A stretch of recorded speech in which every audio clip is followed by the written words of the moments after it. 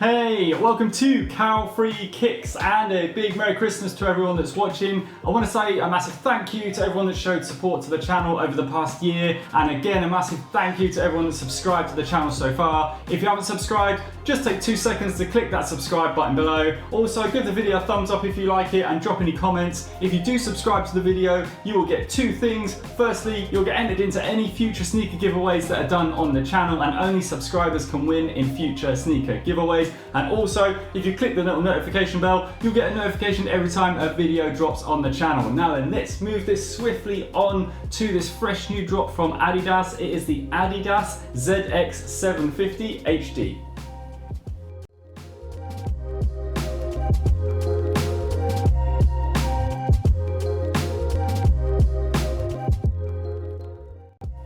So if you're new to the channel, I look into 5 main things when I review a pair of shoes, starting off with how the sneaker looks, then I move on to how comfortable they are, then I move on to looking at their weight, then I will run the smoke test to see how breathable the upper of the shoe is, and then finally I'll look at how much they're going to cost you, and then I'll take all of that into account and give them an overall rating at the end out of 5 stars. So let's kick this review of the Adidas ZX 750 HD off by taking a look at how they look on feet.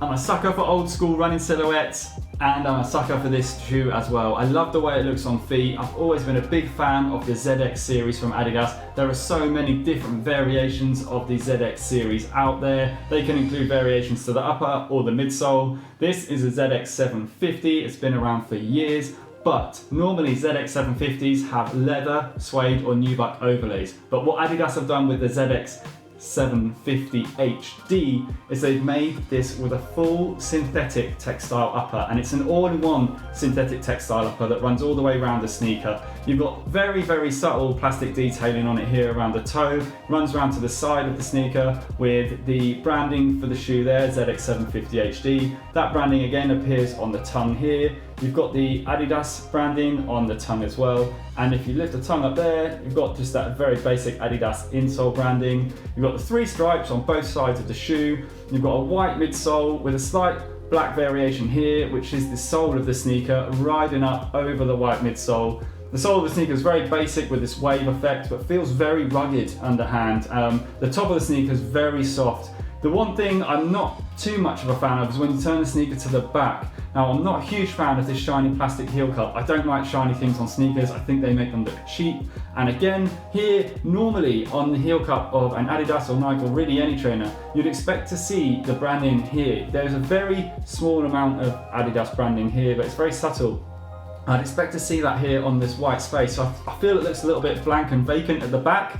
And again, I'm not a fan of the shiny plastic heel cup here. But as you move around to the front of the sneaker, and if you're looking at it from a bird's eye view as you're looking down on your feet, I think it looks great. Now this comes in many different colorways, and I'm sure there'll be loads more colorways released. But at the moment, these are the colorways that this shoe can be found in.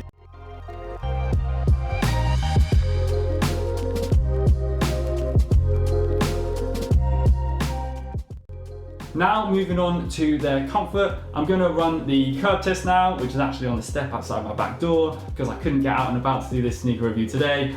But I'm going to run the curb test on the step, which is going to show you how responsive this foam mid is.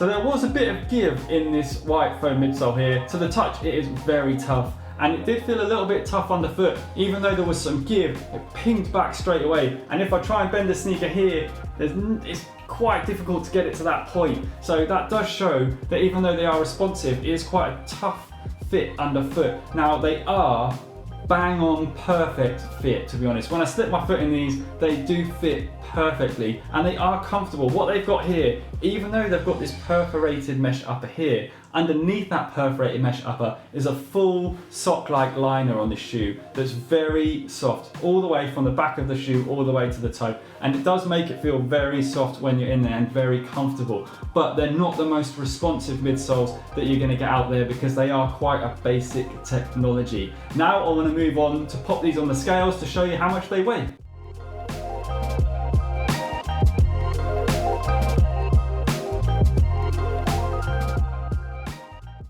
So tipping the scales at 346 grams. It's not a bad weight for an old school silhouette like this. I did expect it to be a little bit lighter because of the full synthetic upper, but it could be the fact that you've got this plastic heel cup here which could add a bit of weight, but also the mid of this does feel quite heavy. And to be honest, there is quite a lot of tread that comes on this shoe. So when I was walking around in it today, I did feel that I had a lot of grip, which is a positive, but could have added that little bit of extra weight that's just tipped it above average.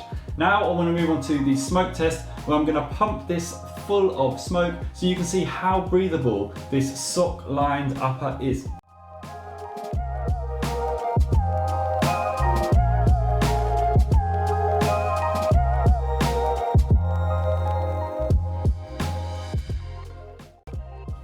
As mentioned before, you can see that there are obvious perforations in the synthetic textile upper for the sneaker, but there is an inner lining to the shoe, and when feeling around in there, there's no perforations on this inner lining. As you can see from the video, shoes that normally have an inner lining aren't very breathable. There was some smoke that escaped from the toe area, but that was only after the majority of the smoke escaped from the lace loop holes on the shoe. Normally when that happens, it's because the smoke can't escape from anywhere else. So whilst there was some breathability in the toe area, it's a good indication that this shoe isn't going to be too breathable overall, which I think is a little bit of a letdown for me, because when I saw this perforated upper, I thought it was going to be nice and breathable, but obviously finding out that it had the inner lining then made me realise that it's possibly not going to be as breathable as I thought. That's going to move me on to their price, which I think is very reasonable. These come in at £85. For me, that's a great price. I think they're bang on really. I would not pay any more than £85 for this shoe. And that's going to move me on to their overall score, which I'm going to give them 3.5 stars. For me, they're just letting themselves down a little bit with the breathability and the comfort. And looks wise, I think they look great like this. I think the side profile looks great, but I'm not a big fan of how they look from behind. I just think they look unfinished here, and I don't like shiny things on sneakers with this shiny heel cup. So for me, that's where they fall down. But in terms of comfort, I think they're comfortable enough, and I think they look good enough to warrant 3.5 stars. And again, the price is very reasonable. Now, if you've liked what you've seen, again, please do give the video a big thumbs up. You can also follow me on Instagram, and don't forget to subscribe to the channel below to be part of future sneaker giveaways. I want to thank everyone for their support this year. It really does mean a lot to me. And I want to say a huge Merry Christmas and a Happy New Year to everyone, and hopefully I'll see you again very soon for another review. Cheers, boy!